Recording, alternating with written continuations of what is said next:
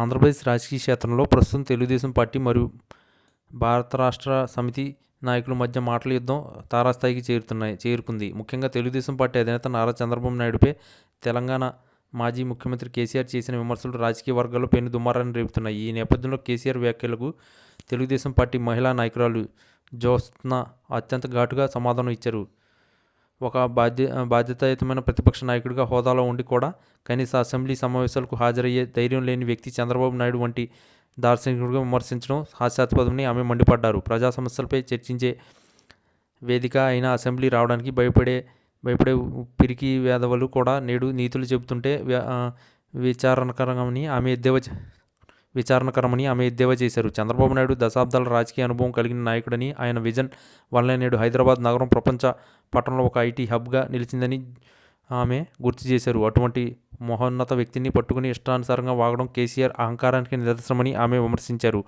కేవలం అధికారం కోల్పోయిన కక్షతో ప్రభుత్వంపై బురద జల్లడమే కాకుండా పొరుగు రాష్ట్ర నాయకులపై అనవసర వ్యాఖ్యలు చేయడం కేసీఆర్ రాజకీయ పతనానికి నిదర్శనమని ఆమె ధ్వజమెత్తారు. అసెంబ్లీలో అడుగుపెట్టే దమ్ము లేక ఫామ్ హౌస్కి పరిమితమైన వారు ప్రజా నాయకుల గురించి మాట్లాడడం అంటే సూర్యుడిపై ఉమ్మి వేయడమేనని ఆమె ఘాటు వ్యాఖ్యలు చేశారు.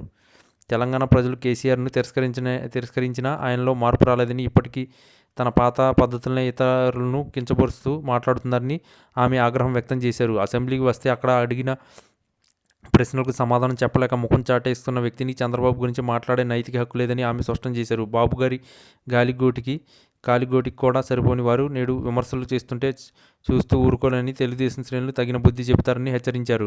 రాజకీయాలు ప్రతి విమర్శలు సహజమే అయినప్పటికీ అవి హుందాగా ఉండాలని, కానీ కేసీఆర్ వాగ్దాటిలో అది ఎక్కడ కనిపించడం లేదని ఆమె ఆవేదన వ్యక్తం చేశారు. కేవలం వార్తల్లో నిలవడానికి మరియు తన ఉనికిని చాటుకోవడానికి కేసీఆర్ ఇట్లాంటి పిచ్చి వ్యాఖ్యలు చేస్తున్నారని ఆమె విశ్లేషించారు. ముఖ్యంగా చంద్రబాబు నాయుడు సంక్షేమ పథకాల గురించి మరియు అభివృద్ధి కార్యక్రమాల్లో ముందుకు వెళ్తుంటే వాటిని చూసి ఓర్వలేకనే కేసీఆర్ అసూయతో రగిలిపోతున్నారని ఆమె విమర్శించారు. ఒక నాయకుడిని విమర్శించే ముందు తన స్థాయి ఏమిటో తెలుసుకోవాలని ఆమె హితవు పలికారు. ప్రజలు కేసీఆర్ వ్యాఖ్యని గమనిస్తున్నారని, రాబోయే రోజుల్లో ఆయనకు రాజకీయ సమాధి కట్టడం ఖాయమని ఆమె హెచ్చరించారు.